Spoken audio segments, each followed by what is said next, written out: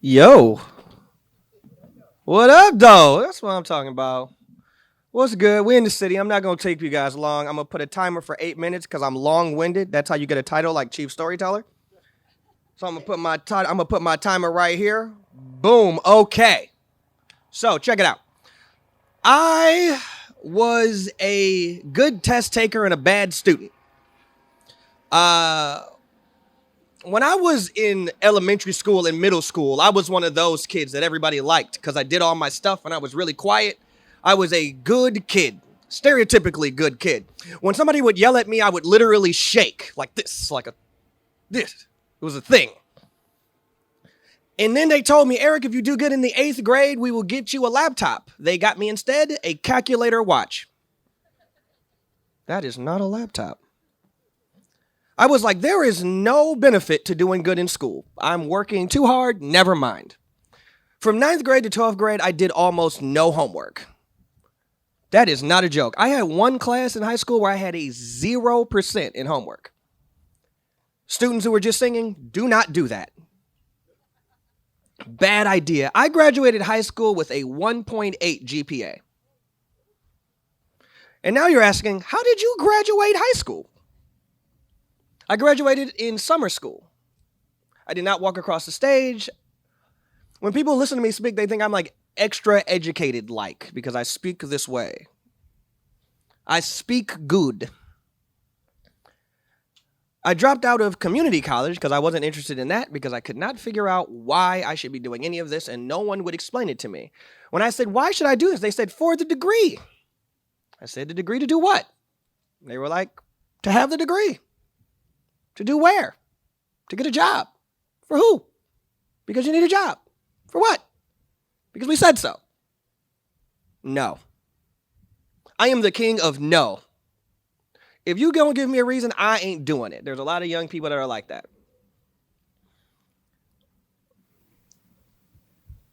I got kicked out of one class every single day for talking.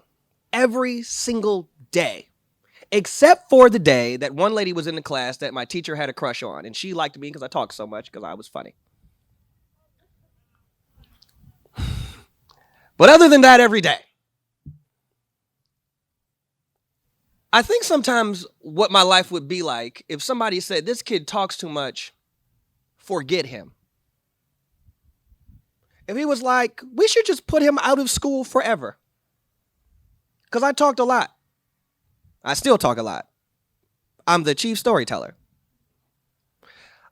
I talk a lot. I talk in meetings.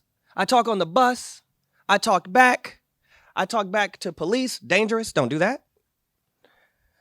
The challenge is I've always seen myself in the misfits, in the folks that people thought weren't going to make it. And one day I stumbled across this organization and they told me that there are kids who could be put out of school indefinitely. Like, just, you know what? I don't want to deal with this one. And I thought, but how do you know when they're going to turn around if you can't see them anymore? How do you know what they'll fall in love with if you don't love them? And it just shook me to my core. Student Advocacy Center does the kind of work that reminds you that outside of learning math and science, kids need love. They need to be cared about. There's a guy named Jason Wilson, you may know, and he talked about how some of his courses and some of the things that he does, kids improve entire letter grades just because he spends time caring about them. It's not the tutoring, it's the compassion, it's the empathy. And black kids get a lot less empathy than everybody else. They become dangerous real fast.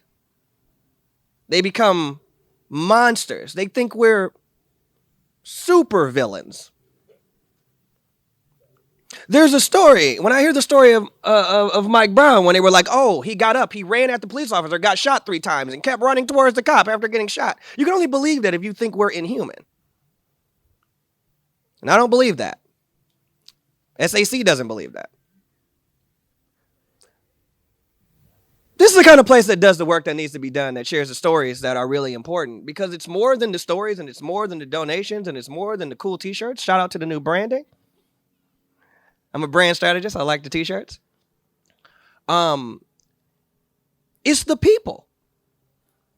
And as we as a community, we come together and we remember that there are a lot of good kids. It's important to remember that all kids are good. And they don't stop being good once they stop being cute.